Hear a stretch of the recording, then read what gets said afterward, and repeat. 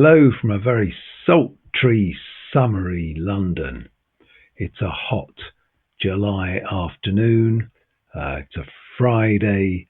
We're just winding down from a hard day's work, and it's all very sticky. It's been a very hot week. Right, so my last video, I read the first 10 or 12 pages or so of Oxen of the Sun, considered by many the most challenging chapter in this wonderful book, Ulysses by James Joyce. It begins in the Penguin on page 499. I use the Penguin because we are a live pub reading group, and the print is quite good for reading in the pub. So, and we got up to, it started on 499 and we got up to about 512, I think. I aimed for 515, but we didn't quite manage it. Yeah, about 512. And I read on the video about 10 pages of those, a little sample. If you couldn't get to the pub, and now I have the rather unenviable task of trying to make sense of this. Now, there's silly and there's plain stupid, and I think I probably qualify for the latter because I am totally unprepared. I have not made a single note. I have this book, quite obviously, and that's what I'm going to go through as I give my thoughts. I have good old Gifford, and I'll see what he makes, or what they make of things, if thoughts don't occur to me or if I'm a bit stuck. And with tons and tons of false modesty, I have my book, which is something I wrote several years ago, but I still think it has something to say on this discussion, and particularly this chapter. So I suppose we ought to start with some Homeric references, and that will lead us on to why Joyce suggested this chapter might be called The Oxen of the Sun. So where is Odysseus? He has been advised by both Circe, I think, and also, if I'm not mistaken, Tiresias, as to different routes he might take as he's trying to get back to Ithaca, that he and his crew in their several boats, and we previously talked about the pros and cons of Scylla and Charybdis, the pros and cons of Wandering Rocks, and now we have to consider the island of Trinacria, which better known these days as Sicily. Funnily enough, one of my kids is in Sicily at the moment, having a very nice time, I'm hoping. But it comes with a warning that this island is the island that belongs to the sun god Helios.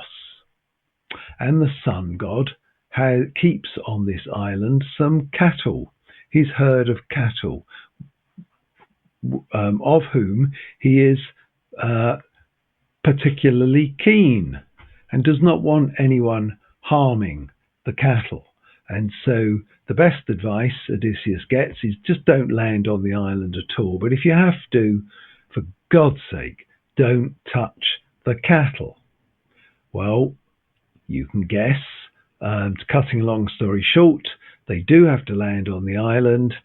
Odysseus warns his crew about the sacred cattle, not to touch them. He falls asleep. He's always bloody falling asleep. He did it, when was it? Aeolus. He falls asleep. The crew undo the bag, and they're all blown back to where they started from. So this is a guy, Odysseus, in serious need of an alarm clock. But without him falling asleep, there wouldn't be much of a story. He falls asleep, awakes to find in horror that not only have the crew touched the cattle, but fed up with eating fish for a week because they end up being becalmed and stuck there, they have slaughtered the whole bloody lot of them. And Odysseus fears the worst, and he's right, because the worst comes. All hell is let loose. The rains come, the thunder comes, tidal waves, God knows what else. The entire crew, the boats are all destroyed. The crew are all destroyed. Only one life is spared, and that is Odysseus, because he told them not to do it and they disobeyed him, so he is spared. But he has got no boats left to continue on his journey. I think it's a bit of shipwreck and a few bits of planks of wood. And if this is Sicily, it ain't much fun getting from Sicily to the island of Ithaca in the Aegean, or with a few plank, if it is the Aegean. My geography of the different seas around there is not great, with a couple of planks of wood. Nevertheless, our order's all a bit weird, because Nausicaa, the chapter before, is when he gets washed up onto Princess Nausicaa's island nearby to Ithaca on these few planks of wood. So those chapters have been inverted chronologically. Right, that's the Homeric background. Let's think about what that means in terms of why we're at the maternity hospital in Holles Street in Dublin. And to consider this, I am going to read a bit of my own book. Here it is. So it's a book of lectures I did in lockdown over an academic year, really. It's 22 lectures, so sort of one per chapter of Ulysses. This was lecture 15. Right. What I ask here is, why Oxen, why Sun, and what the hell has that got to do with this episode set in a maternity hospital? And I'm just going to read a bit. Let's start with this. Humans, one way or another, revere cattle. Back in ancient Greece, they were the optimum sacrifice, food for the gods rather than the staple diet of humans. So these luring interlocutors between human and divine warranted sacred status, and still do in parts of the world. Now, in post-industrial Ireland and throughout Western civilization, cattle have long lost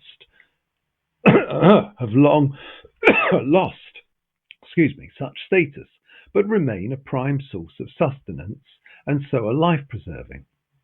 More so the sun, which was, is, and always will be a life source and life sustainer.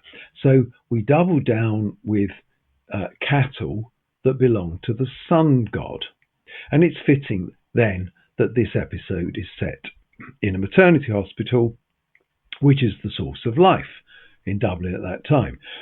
Excuse me. Right.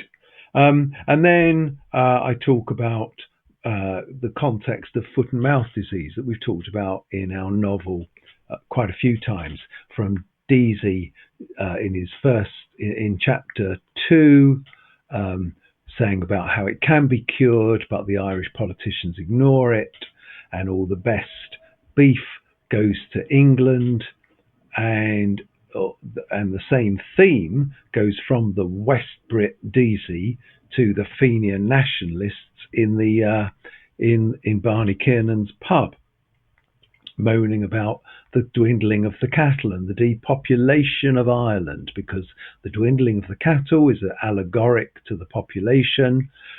Remember, John Wise Nolan says we'll be as treeless as Portugal, and the population prior to the famine was about 8 million. Now it's about by 1904 it was about 4 million.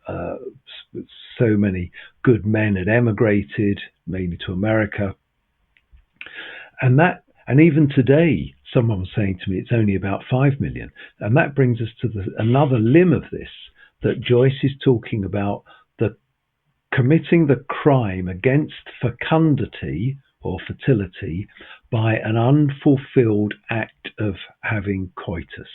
So having sex, releasing sperm that doesn't result in a pregnancy, is not helping to populate Ireland, not reproducing, Joyce is not necessarily thinking about people, he's thinking about art and creativity, but it's stifling creativity in a way that we can consider as we go through the episode. So perhaps I've lost my train of thought there, but generally that's, yes, this is dwindling of the cattle, harming of the cattle, dwindling of the population. People now use the dreaded contraception. They have sex, but it doesn't produce babies like it should. The Catholic Church are having a fit. Right, I also refer in my book to a letter that Joyce writes to Frank Budgeon in Zurich, 20th March 1920, saying, I'm working on this chapter, Oxen of the Sun chapter. Yeah, the idea being the crime committed against fecundity by sterilizing the act of coition. And he talks about how he's divided the episode into 9 stages, linking the stages of gestation, of pregnancy, the growth of the human fetus in a womb. And he likens that to the evolution of the English language, because for Joyce, this is about the birth of the word that God made man, the man made flesh, and the word was made flesh. Here, flesh will make the word create art. So the evolution of the English language, and he goes through 9 different stages. That contrasts, of course, with the whole debate about the Irish literary revival, that Irish language should be spoken in Ireland. Joyce is not on that side of the camp. He's not in that camp. He is English is tool in trade. That's his arsenal, the weapons in his arsenal. And he concludes by, so our chapter, we will follow the growth of the language, the growth of the fetus, the growth of geological Ireland in some way,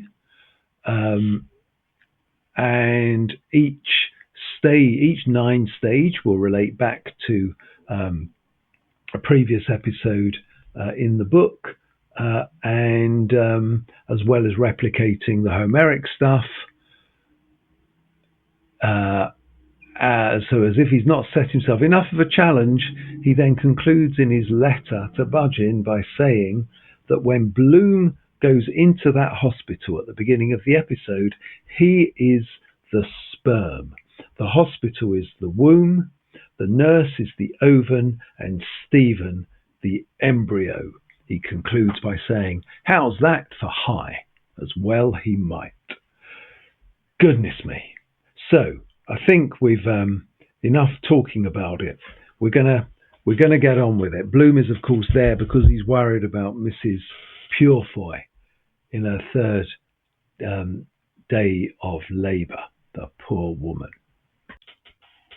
And we begin on page 499 with this strange incantation. It sounds like an incantation, and I think that's how we need to see it.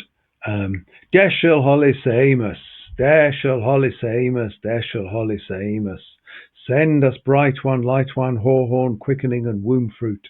Send us, bright one, light one, hawhorn, quickening and womb fruit. Send us, bright one, light one, hawhorn, quickening and womb fruit. Hoopsa, boy, hoopsa, hoopsa, boy, hoopsa, hoopsa, boy, hoopsa. What on earth is that about? Well, so it sounds like a prayer, doesn't it? An incantation to the gods, and it sounds pre-Christian, and I think it is. There's sort of a druidy feel to it. And you've got, in those first 3 words, Deshil, Holles, Eamus, you've got a combination of Irish, English, and Latin. So announcing straight away that this is going to be an episode concerning language. Whatever else is going on, it's going to concern language. Deshil is Irish, and it means to the right, I'm reliably informed.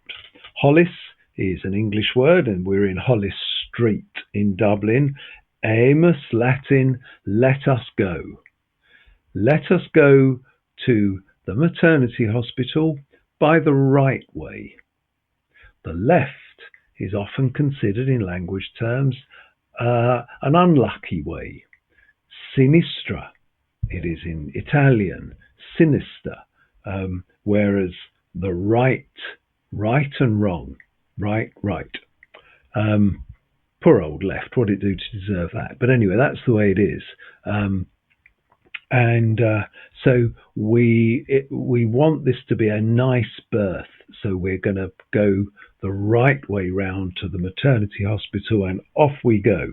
It's repeated 3 times, A, because that was the general way of incantations, again I'm given to understand, and B, because we have the island of Trinacria is Sicily, is sort of triangle shaped with 4 points to it.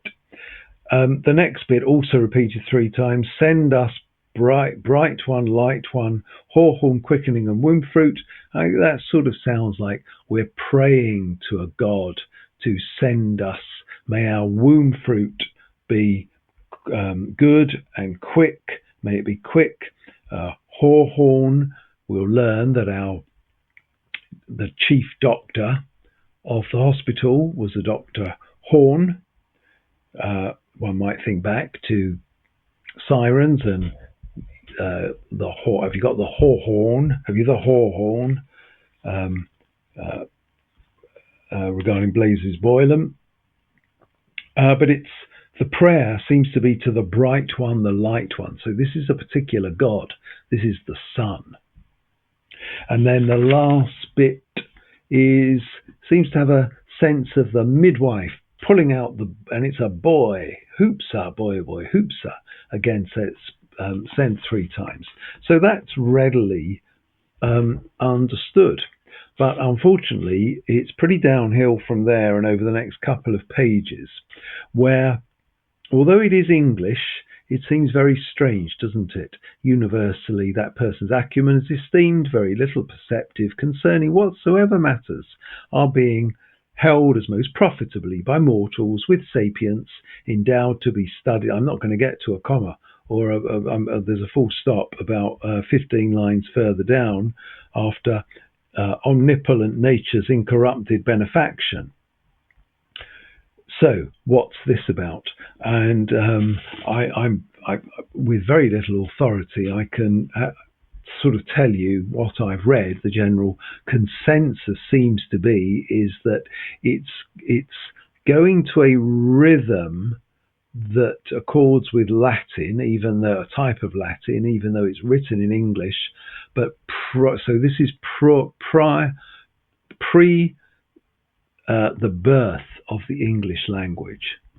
At the time of Sallust and Tacitus, sort of 100 years before Christ, 100 years after Christ, they weren't really speaking English round these parts of North London. English hadn't really got going. So it's sort of pre-birth, maybe lots of little sperms whizzing around in the ovum trying to make a connection, but it hasn't happened yet. Yeah.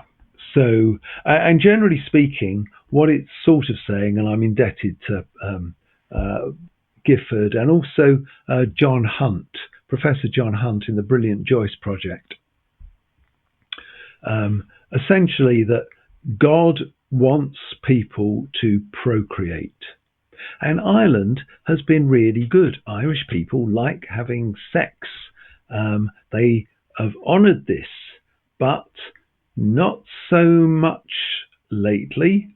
But generally, Ireland is, of the nations, is good, and that as it goes on, because Ireland so values procreation, it's its duty to produce the best hospitals, the best maternity hospitals, so that when women get to that point, it's as easy as possible for them. The truth might not bear up to the theory, with Mrs. Purefoy in her 3rd day of labour, and I think Bloom has already talked about Queen Victoria and the vinegar treatment, or the twilight something or other. I put her to sleep and perform a cesarean. But Bloom at some point thinks we ought to do this a lot better than we do. Nevertheless, our narrator thinks it's done brilliantly in Ireland, because halfway down 501, a plan was by them adopted, and they produced marvellous maternity hospitals, and particularly this one in Holles Street. So that is a broad summary of the first couple of pages, and I just don't think there is much to be gained by going through it word for word. And then let's get to, on page 502, before born babe bliss had, because I think this is where we can see the beginnings of the English language. And we start with early Anglo-Saxon, which Joyce describes in that letter to Frank Budgeon as earliest alliterative and monosyllabic Anglo-Saxon. So quite a lot of alliteration before born babe bliss had. And I think he also tried to imbue the rhythm of oxen plodding in the fields. Before born babe bliss had. What else can we see? A few paragraphs down. Loath to irk in horns hall, hat holding, seeker stood. So you get the idea. So coming back to that, before born babe bliss had. So within the womb, we're in the fetus is at its earliest, its smallest point in the womb, month 1. And again, description of maternity hospital, nurses around, midwives, cleanest swaddles, whatever drugs were needed were provided, and all of that sort of stuff. And the buildings were high, sun-bright, well-built, fair home of mothers, when the mother was ready, when it's come by her thereto to lie in, her term up. And now we get on to our narrative, because here comes Bloom. Some man that wayfaring was stood by house door at night's oncoming. So let's remind ourselves where we left Bloom. He was on the beach. He'd watched Gertie McDowell walk off. He'd ruminated on what had happened, and there was some sense of guilt, not very much. And he thought about various aspects of his day, and then he got quite tired and lay down on a rock and had a little doze, and that was where we left him, and we assume that was around 9:15 in the evening, something like that. So let's assume he's had a little doze for about half an hour, and now woken up way too late to go to the theatre or anything like that. He has eaten, doesn't want to go home, and so he's come round to the maternity hospital to check on Mrs. Purefoy. We know it's Bloom because he is of Israel's folk, reminding us that he is the wandering Jew that we've discussed several times before. He's been on that earth, wandering far had fared, stark ruth of man. He is a gentle man. He isn't a ruthless man. He is the opposite. He is full of ruth. And that has brought him to that house, to the hospital. And of that house, a Horn is Lord. Andrew Horn was the chief medical officer there. I think he was the joint one, but he was one of them at the time, and Joyce obviously liked the name, thought it was fitting. And there are 70 beds, and it's for mothers only.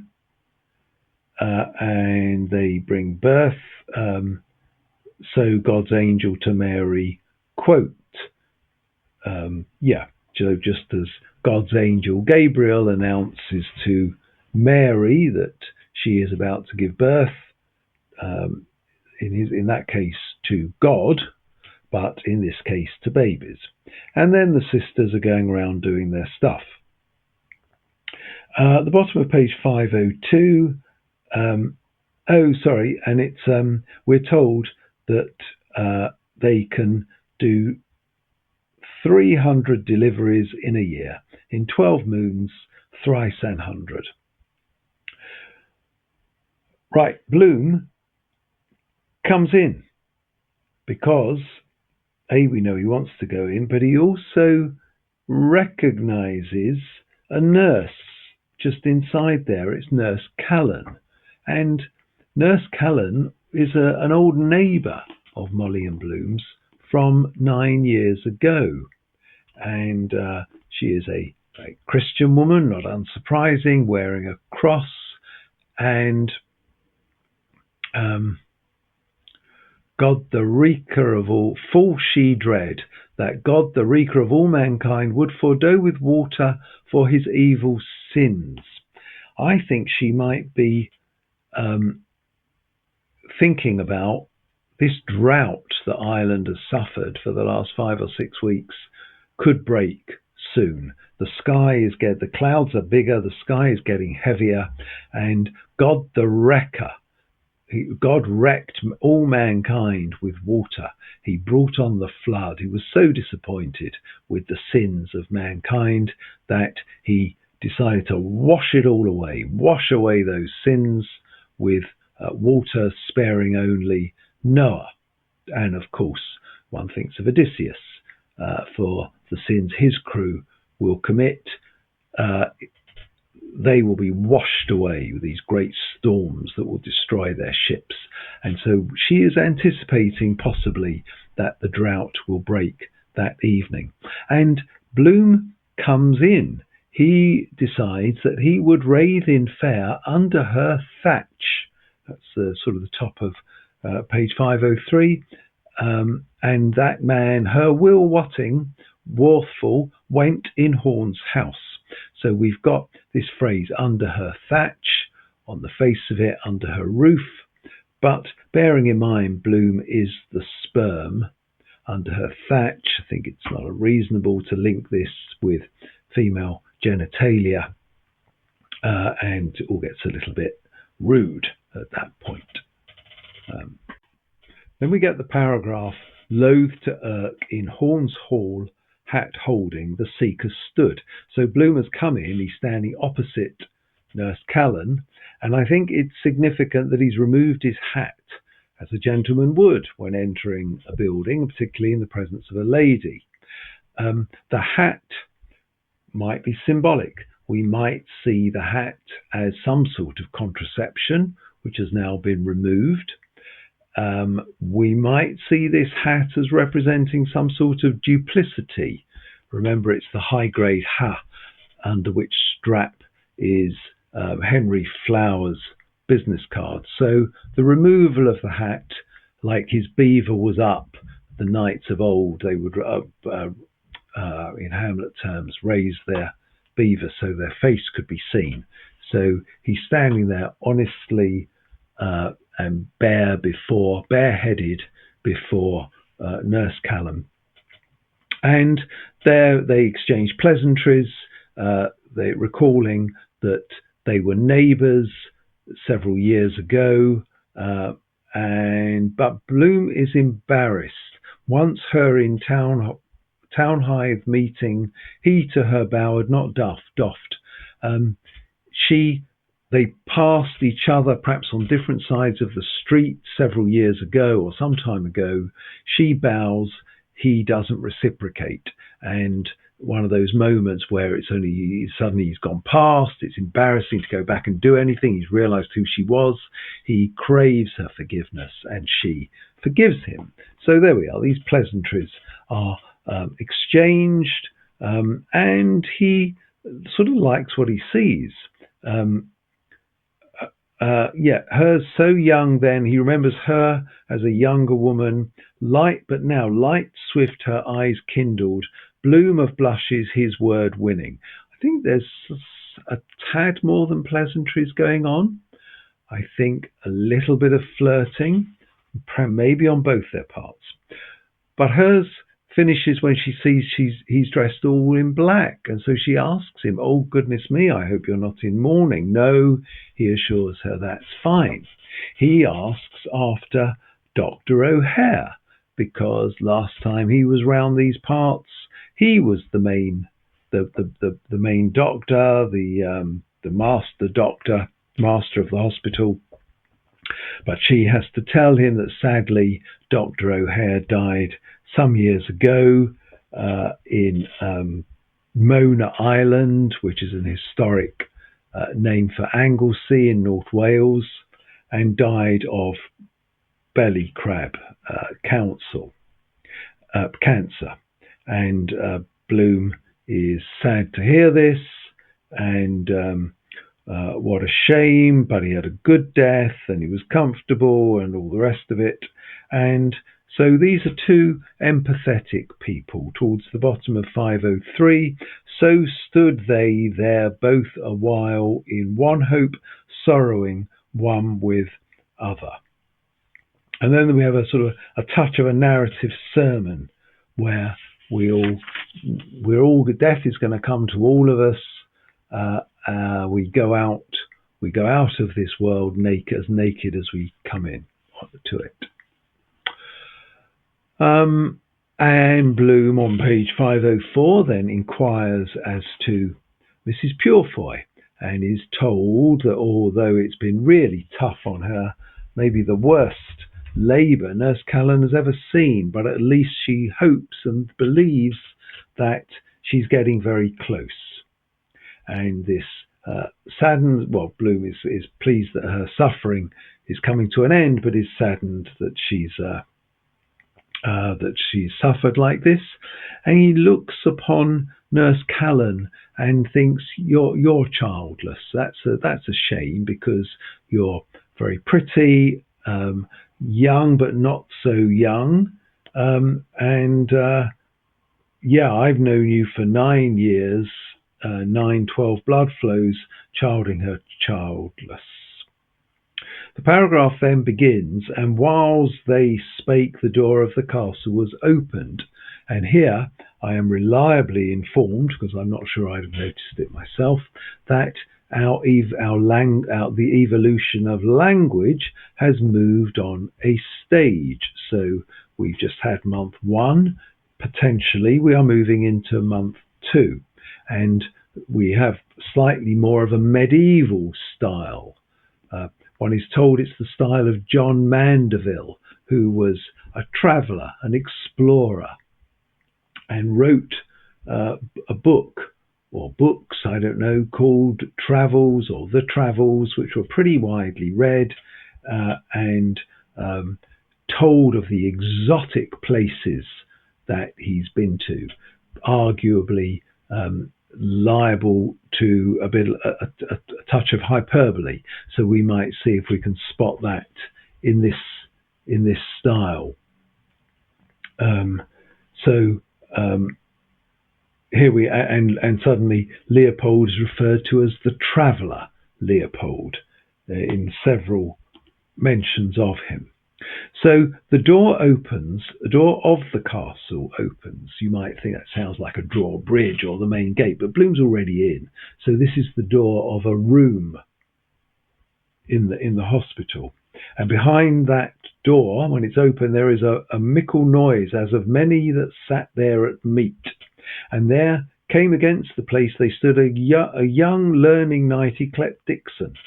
So so this is a student doctor named Dixon, and he comes up to the two of them. He knows Bloom, and Bloom is pleasant with him because they know each other, because a couple of weeks earlier Bloom was at another hospital, the one on the corner of his street, the house of Misericorde Hospital in Eccles Street. these days expanded to include 7 Eccles Street, which sadly has been demolished. And Bloom has been there. He went to the hospital because he was sore wounded in his breast by a spear wherewith a horrible and dreadful dragon was smitten him. So Bloom has been stabbed in his chest by a dragon, which I think we believe probably didn't happen. But I think this is the exoticness of Mandeville's travels. What did happen is that Bloom was stung by a bee as he sat in his garden, and then it turned a bit painful and perhaps infected, goes to the hospital, and Dr. Dixon, the student doctor there, made him some cream to apply, and that made it better. And Dixon suggests that Bloom accompanies him back into that room, but Bloom politely declines. He said, right down the bottom of 504, he should go otherwhither, for he was a man of courtals and a subtle. So that's sort of suggesting cunning and craftiness, i.e. in the a la Odysseus, whereas I think Bloom perhaps has had his full of drunken men in bars for today, and he can hear there's quite a lot of men shouting, sound drunk. And I think, well, what on earth is there? Why is there a bar in the hospital? I'm assuming it's some sort of junior common room where student doctors that are now off duty go, and they've got some beers in there and what have you. Well, we'll learn what's in there. And so he declines, and I think Nurse Callan is pleased that he declines, and she's not so keen on this revelry going on where there's women suffering upstairs. But Dixon sort of insists, and Bloom is actually at the top of page 505 quite thankful that there's somewhere there for him to sit down at least, because he's pretty tired. He's been travelling all day, and then he's sore of limb after many marches environing in diverse lands, and sometimes venery, as we know with Gertie McDowell. So in they go, and we then get a description of the room for the rest of 505. We have and still within this style of 14th century exotic travelling, we have a board that is a Birchwood of Finlandy, upheld by 4 dwarfmen of that country, but they durst not move for enchantment, i.e. there's a table there with some carved legs. And on this table were frightful swords and knives that had been created in white flames, fixed into the horns of buffaloes and stags. There's knives and forks with ivory handles, and vessels there that have been blown by the magic of Mahound. I think that was an older word for Muhammad. So glasses are made. And then there's this vat of silver, moved by craft to open, in which strange fishes withouten heads lay. And the men would not have believed it if they hadn't seen it with their own eyes. And here Joyce is not only using, it's suggested he's using the actual language of Mandeville, who referred to monsters without heads at some point, I think. Anyway, these aren't so much monsters as sardines lying in a can that is there. In their oily water from Portugal land, because the fatness therein is like to the juice of the olive press. And it was a marvel to see how by magic compost out of fecund of weak kidneys, and there is some debate here. I think I've always assumed this is bread. Others have thought, is this ale? Certainly we get to ale at the end of that paragraph, where the hops are entwined around long sticks out of the ground like serpents, and then the leaves or the scales of the serpents make mead. That's 505. So Dixon, at the bottom there, pours Leopold a beer, and right. And Bloom takes a drink, a sip, but he doesn't really like beer, and when a neighbour is not looking, he pours most of it into the neighbour's glass. A paragraph, this meanwhile, is the start of another change of style. We've moved forward a century into the 15th century and Le Mort d'Arthur, the death of Arthur. So we're into the realm of still medieval, but the Knights of the Round Table, book by Sir Thomas Malory. And we've moved from a slightly less exotic style into a little more plain speaking. And apparently he liked to use the word meanwhile. So it starts off by saying the sister stands by the door and is still pretty angrily about how noisy they are with all their wassailing, particularly because there is one woman upstairs very heavy with child, and whose time is coming fast. And Bloom hears a cry from up there. He doesn't know if that's a mother or a baby, but some sort of cry of distress.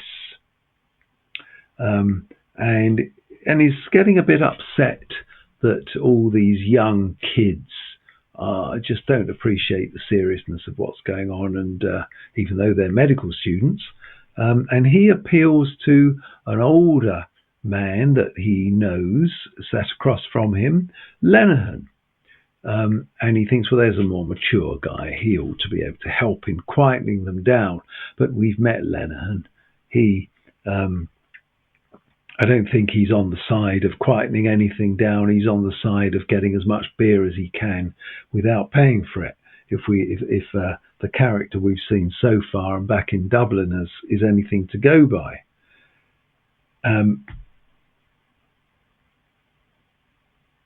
And indeed, he makes some quip that he said before back in the pub in Barney Kiernan's, expecting each moment to be her next.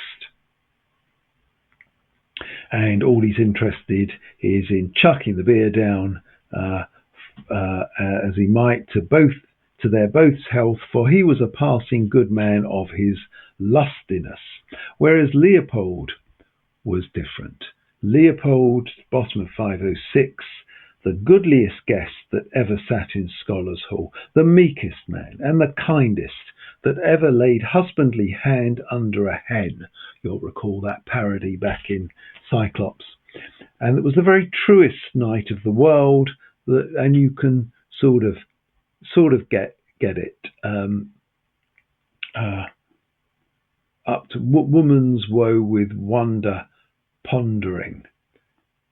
Is that the end of another bit of stuff? But anyway, we're getting the feeling of this is a true knight, a knight of a loyal knight, the Knights of the Round Table of King Arthur, that would go off and do good deeds, and that's what Bloom is trying to do. And then we get a description of these men around that table. And I think we remain in this Thomas Malory sort of style, but we're now speaking of that fellowship, the Knights of the Round Table. So who have we got there? We've got several student doctors, Dixon, with his fellows, Lynch and Madden, two other student doctors. Lynch we'll get to know fairly well. Lenihan is there, one from Albalonga, a historic sort of reference to Scotland. His name is Crothers, who I think we only meet in this chapter, if I'm not mistaken. And young Stephen, with his mien of a friar. the role of priests in the Knight of the Round Table, I guess, but also Stephen, also dressed all in black. He will get mistaken from a parson in the Circe chapter as he wanders around, but he's in this bohemian long coat. He was at the head of the board. Is this Stephen in a sort of King Arthur role, or perhaps more likely Jesus Christ at the Last Supper? And then going further round, we have a chap called Punch Costello. I do believe his name might be Frank, but he's known as Punch Costello. And that Stephen is the most drunk and yet demanding more beer.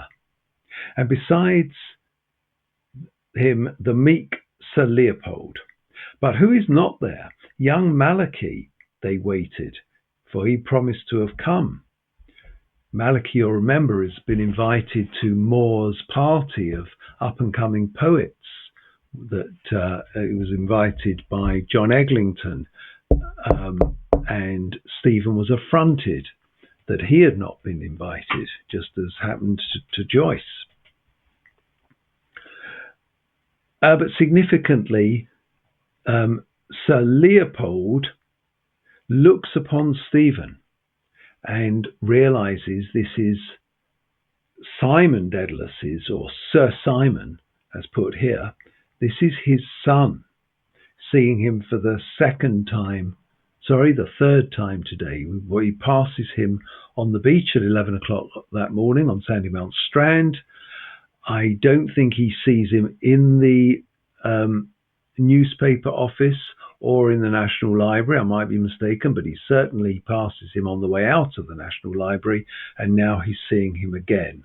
Joyce likes threes, so I'm going with that as the third time. Not just sees him there, they're sat in close proximity. And he looks upon him in a fatherly sort of way, because he bears fast friendship to Sir Simon. Well, that's an interesting remark. I think we've heard quite a few of Simon Dedalus's comments today about Bloom, particularly in the Hades chapter. I'm not sure that Simon bears fast friendship to Leopold, but Leopold bears it to Sir Simon, and then looks upon his son with favour. He's made another couple of comments about Stephen earlier in the day, that he's now wearing better boots. He didn't have very good ones on the other day when I noticed him, so there is some paternalistic feeling sort of coming out. Right, that's our description. What are they talking about? There's all sorts of conversation. It's ribald, it's drunken, and it's medical. Young men of a certain age, when they get together and they've got a few drinks with them, tend to talk about sex. These are doctors, and they are talking about a woman giving birth, and this poor woman in Dublin, in Eblana, in this very hospital, died in childbirth. And why did she die? Because the husband wanted to observe the Catholic preference that if you can only save the mother or the baby, you have to give preference to the baby. Bringing in new life is the greatest honor that one can do. And I think Madden tells this story, and it doesn't go down too well. Round the table, people think, well, if that's the religion, we don't think much of it. And now right evil governed, because yes, no, the judges, the courts wouldn't overturn it. The church had sway, and this poor woman died. I don't know what happened to the baby. Okay. And they carry on drinking, and Lennon doesn't like the way this conversation's going. It's all a bit miserable. He makes sure everyone has a bit more drink. And Stephen pipes up and says, well, if birth is the greatest thing we can do, that other people have to die for it. What about all the sperm that we're killing every day that we just if we masturbate or use contraception? These guys weren't having a lot of sex, I don't think, unless they were all going to a brothel. The only sex these guys were having was in brothels, if they were having any at all, other than one or two, and we'll hear from them later in the episode. Those God-possible souls that we nightly impossibilize. This Aristotelian concept that Stephen was thinking about in Proteus chapter 3, what is possible and what is actual. He was thinking of it, no, it was chapter 2 in Nestor. He was thinking it then in terms of history, that the next moment, you can be certain about the moment you're in. The next moment, there's all sorts of possibilities. These books might fall on my head, I've no idea, but it's only when you get to that moment, they haven't, that's when that moment is actualized. Stephen is now thinking of that in terms of reproduction. There's all these potential, millions of potential lives in every ejaculate, but quite often none of them come to anything, but in any event only one will come to anything, and it's all this nasty fault of contraception. Don't think Stephen's against contraception, but he's saying this is, what about this then? To which Punch Costello, one of the more drunken and ribald of the people there, says, well, I wouldn't care, I just want to get my end away with any woman that makes herself available. To which Crothers of Scotland retorts, and he brings out a line from Mulligan about, yes, that's going to happen to you as often as we see a unicorn which apparently will appear once every 1,000 years. Now, the eagle-eyed among you may have noticed a certain continuity issue. Yes, it's the next morning. I was just getting too hot and too fed up to continue. So refreshed, although today is equally hot, but I've got a few more pages to do, and I'll crack on under intolerable conditions, but there we are. I'm suffering for our art. Okay, so we left poor Punch Costello being ridiculed by all and sundry, particularly Crothers leading the charge and swearing by the engines of Saint Futinus, who has an interesting reputation. I think it's something like that if one poured wine onto a picture of the genitalia of Saint Futinus and whisked that into some sort of vinegar and poured it on one's food, then a woman incapable of giving birth would somehow be miraculously cured. And that, so lots of laughter. 509. Sir Leopold didn't laugh because he doesn't really laugh at rude jokes. Number one is the suggestion. Maybe he's just more concerned with poor Mrs. Purefoy upstairs.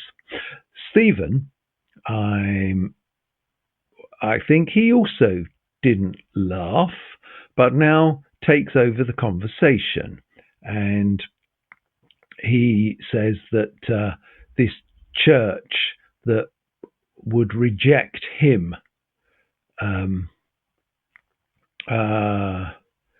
why does he talk about the church? I'm not sure, but he certainly goes on to talking about different ways in which women become pregnant, and different legends in the past, by the wind of seeds of brightness. Wasn't that a Zeus thing? By potency of vampires mouth to mouth. Stephen has been rather thinking about his poetry, hasn't he? And this verse that he came up with, even though he thinks the cadence is pretty pathetic, along the lines of Douglas Hyde, whereas he wants it to be a little more sophisticated in a Dantean sense, as we think back to Scylla and Charybdis. But he thinks that vampires might induce pregnancy. I don't see why they would. Aren't they more sucking out of blood than injecting anything? By the influence of Occident, the west wind, or the reek of moonflower, something to do with the moon, or as she if a woman lies near a woman that a man has just had sex with, or lies in a bath of a woman that I don't know, has just had sex or is menstruating or something like that. According to the opinions of Averroes and Moses Maimonides, who is referred to before, I think that opinion is more Averroes than Moses Maimonides, according to Gifford. And how he saw at the end of the second month, so we have an announcement that we're into our second month, that a human soul was infused. I don't know quite where he's got that from, but I think it's something to do with the Virgin Mary inhabiting all life around month 2. And in fact, I think he goes on to say that, and how in all our Holy Mother foldeth ever souls for God's greater glory. So that seems to underline that. Whereas our earthly mother, i.e. Eve,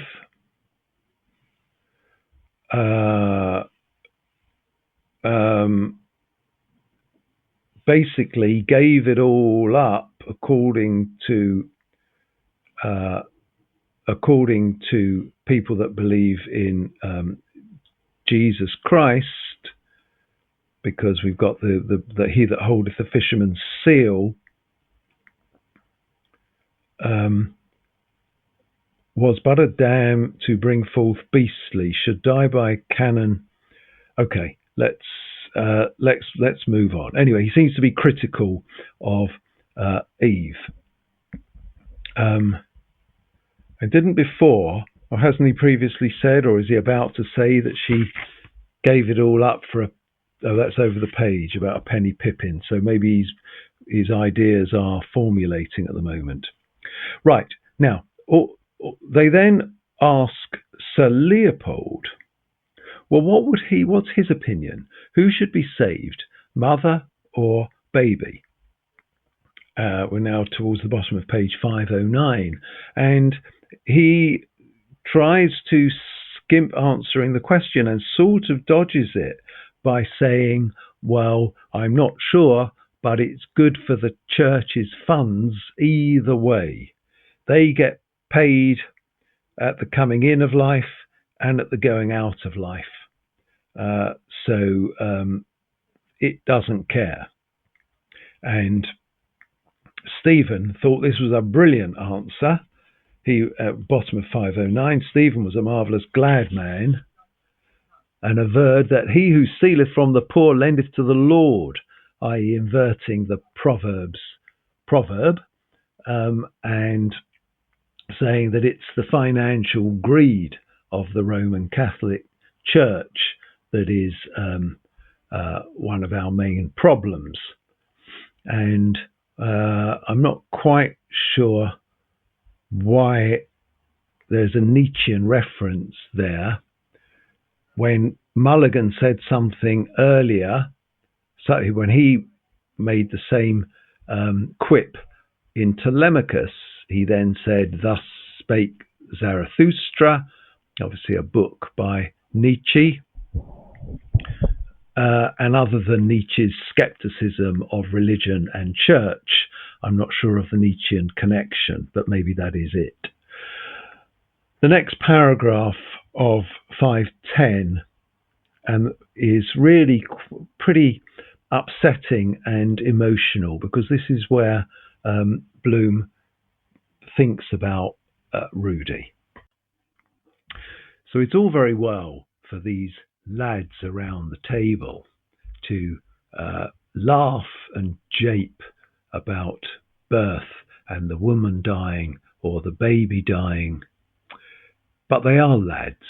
Most of these, several of these, will not even have had sex, never mind bring new life into the world. But one sat around that table not only has, but has also suffered loss. And I've talked a lot about Rudy only living for 11 days and all that happening 11 years ago, or nearly 11 years ago. I can't recall that it has been previously specifically stated, but it is here in that second paragraph on page 510 about, was it 5 lines down or so? His good lady Marian had borne him an only man child, which on his 11th day on live had died, and no man of art could save, so dark is destiny. So little wonder then that Bloom, even being in a maternity hospital, is probably not going to lift his mood a great deal, but this conversation is likely to only go in one direction.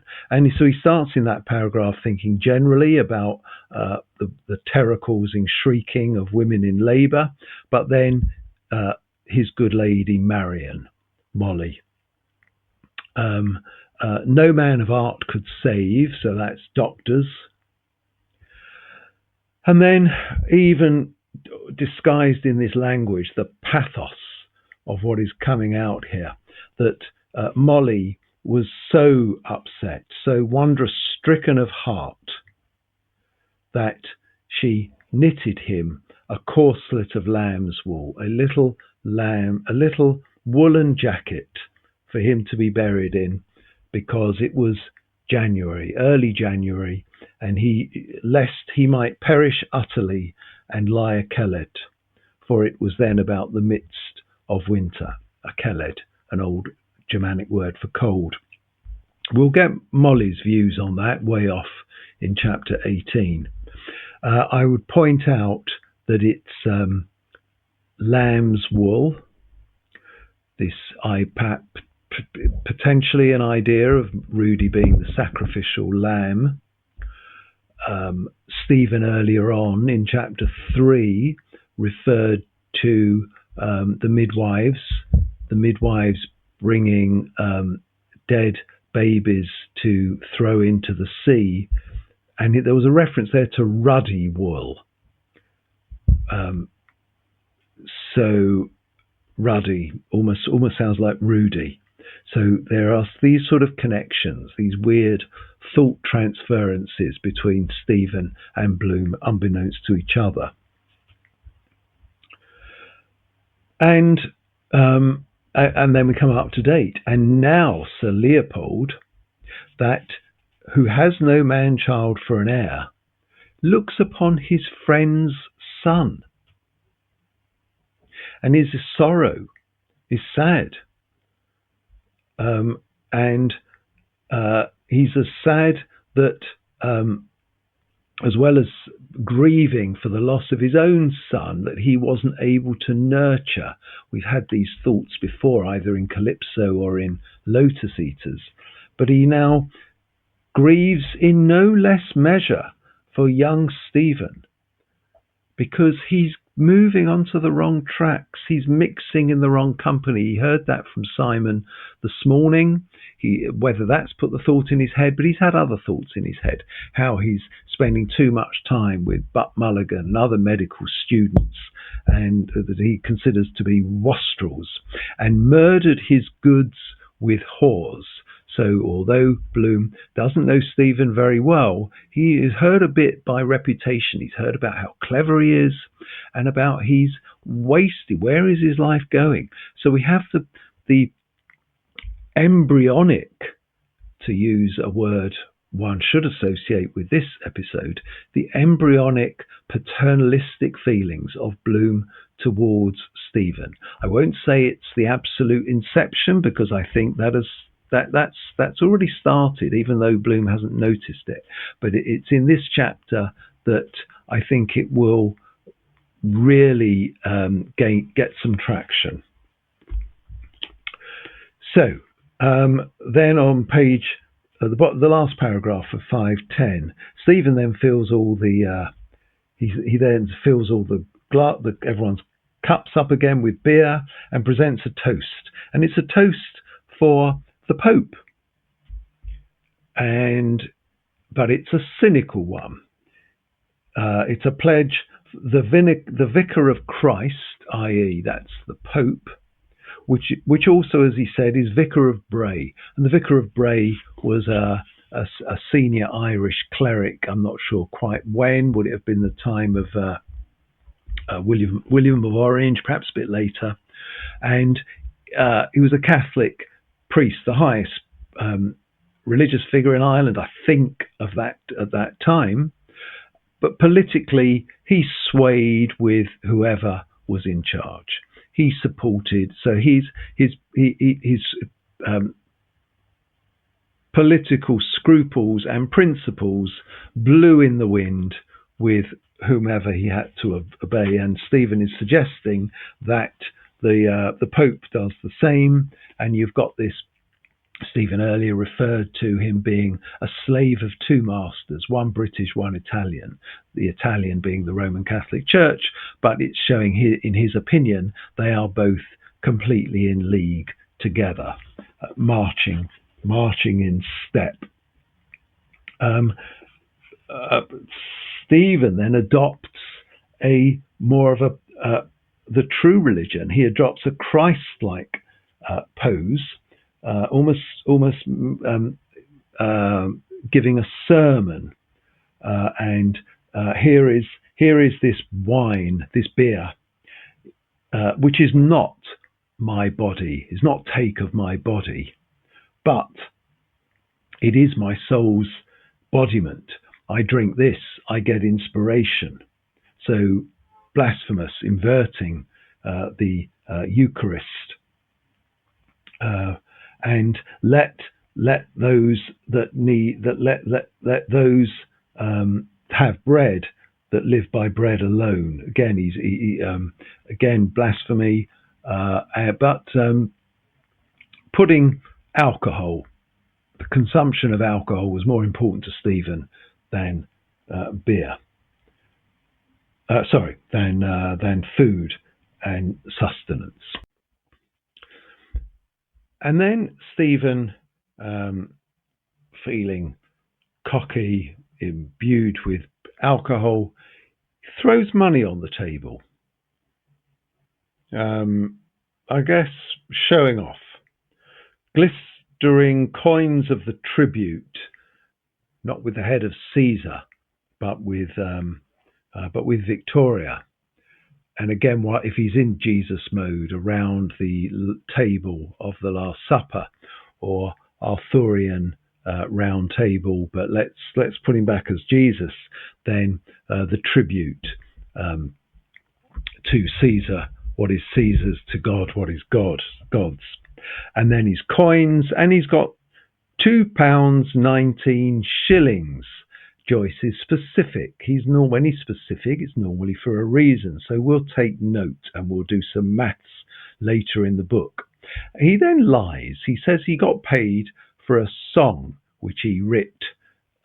We know that he got paid £3.12 earlier in the day by Garrett Deasy, being his monthly wages for teaching at the school. So he's now already on day one, blown a fair chunk of that, and the night is yet young.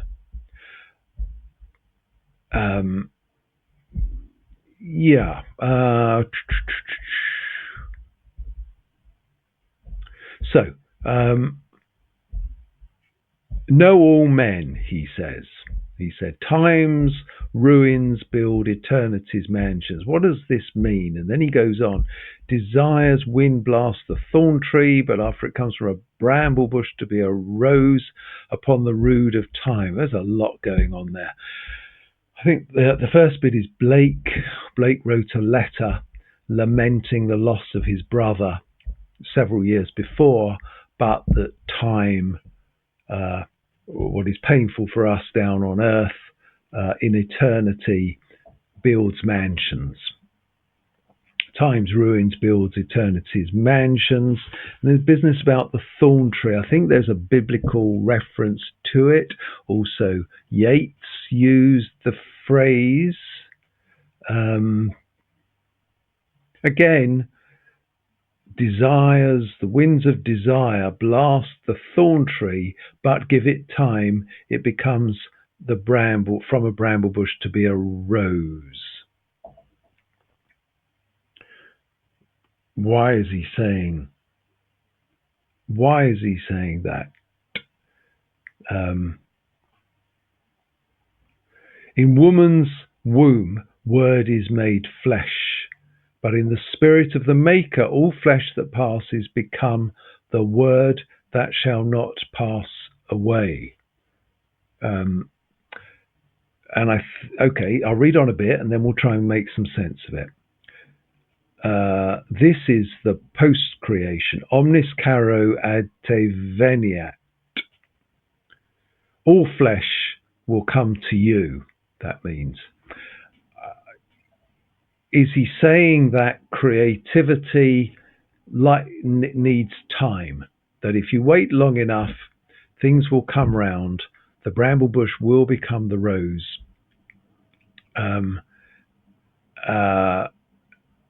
And God implanted the word of God into the woman, into Mary, and that became flesh, the birth of Jesus. Stephen is inverting that. In the spirit of the Maker, all flesh that passes becomes the word that will not pass away. He's talking about creativity of the birth of the word, the birth of language, which is what this episode is all about, and that Stephen in his own mind will be the father of that language. Stephen will do stuff with those words that have never been done before, like Joyce does in this book, and that Stephen has some vague aspiration to do in the years to come, given time.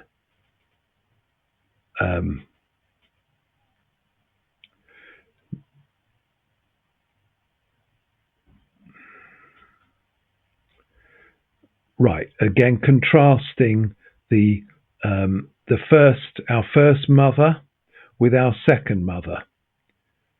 The first mother would be Eve, who rather lets us down, in religious terms at any rate, because she gives in, according to St. Augustine,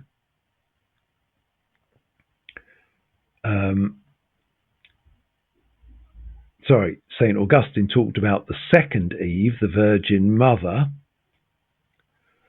who wins us, whereas the other one, our grand dame, with whom we are linked by successive anastomosis of navel cords, that thought that Stephen played with in chapter 3, how mother to child, more certainly mother-daughter, mother-daughter, mother-daughter, will be a succession of navel cords going all the way back to Eve, but she sold us out for a penny pippin.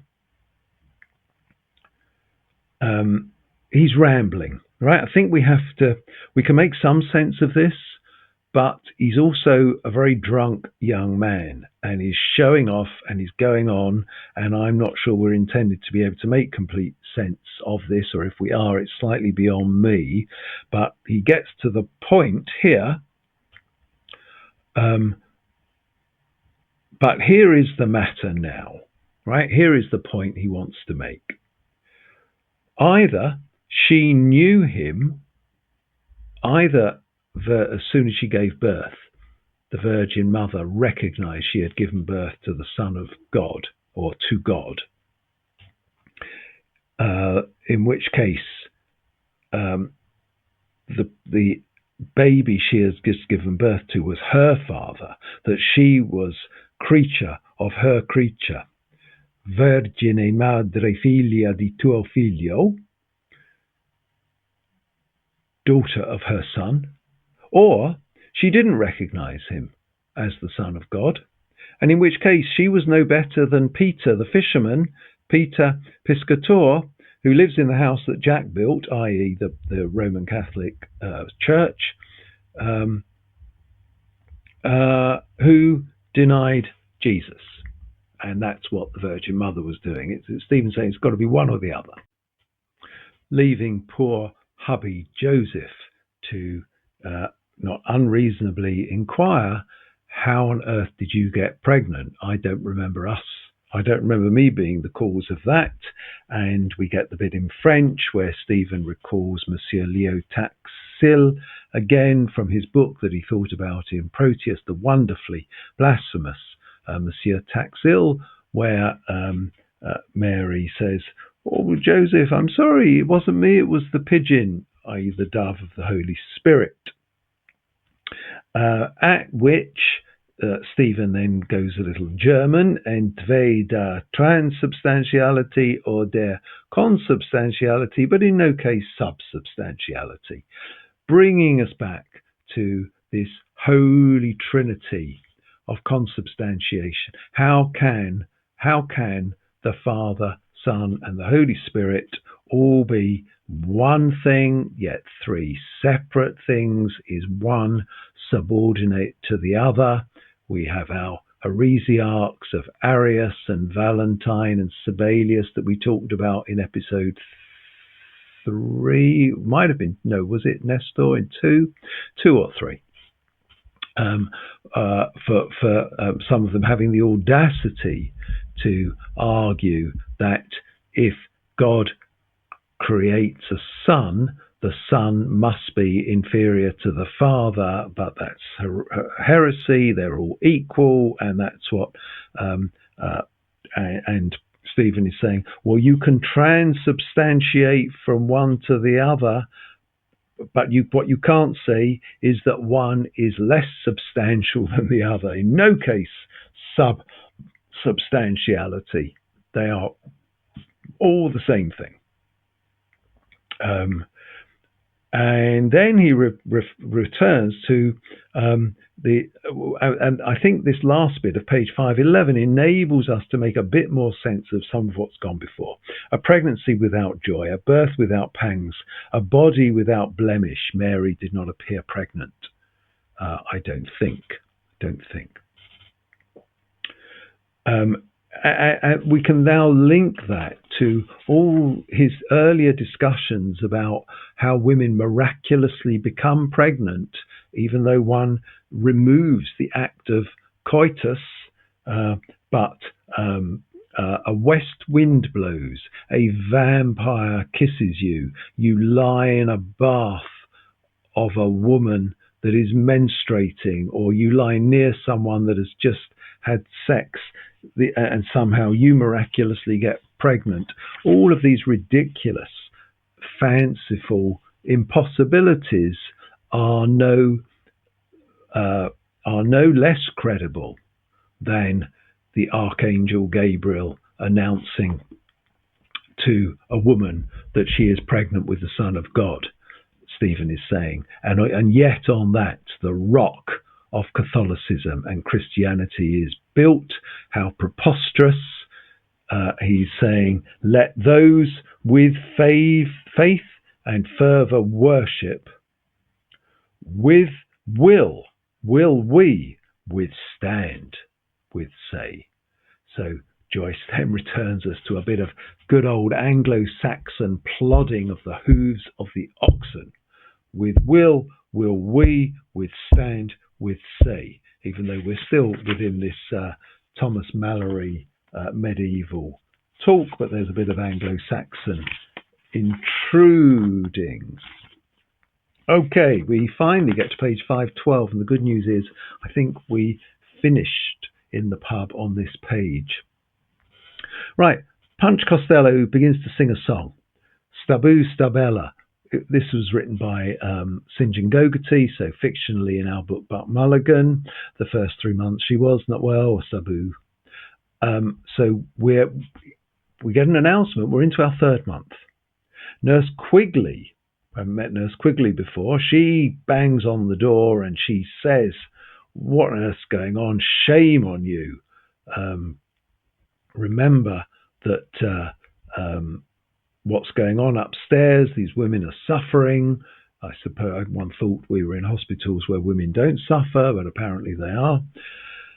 And she says, "I don't want Dr. Andrew Horn to say that I allowed on my watch all this rumpus." And Punch Costello then, I think, sort of insults her, at which the mob turn on him, not for the first time. He seems to be the most unruly of all of them. And we get and he's called all manner of insults. Sees the dolt, what a devil he would be at. Thou chuff, thou puny, thou got in a peace straw, etc. You can look up in Gifford what all these ring. One can imagine thou got in a peace straw. You were conceived in a barn or something like that. Thou losel, I'm not sure, thou chitling, thou spawn of a rebel, thou dipe dropped, you were dropped, so whatever, thou abortion, thou. So they're generally trying to shut him up and insulting him a lot. But good Sir Leopold, he was more gentle. He did not join in. He had for his cognizance the flower of quiet. And he was saying to those others around the table, "Can you please be quiet?" Advising all the time's occasion as most sacred, and this occasion is most worthy to be most sacred. In Horn's house rest should reign. A bit more alliteration and a bit more of a plodding sound. And there we are. There we are. That's where we got to in the pub. So it's been a struggle.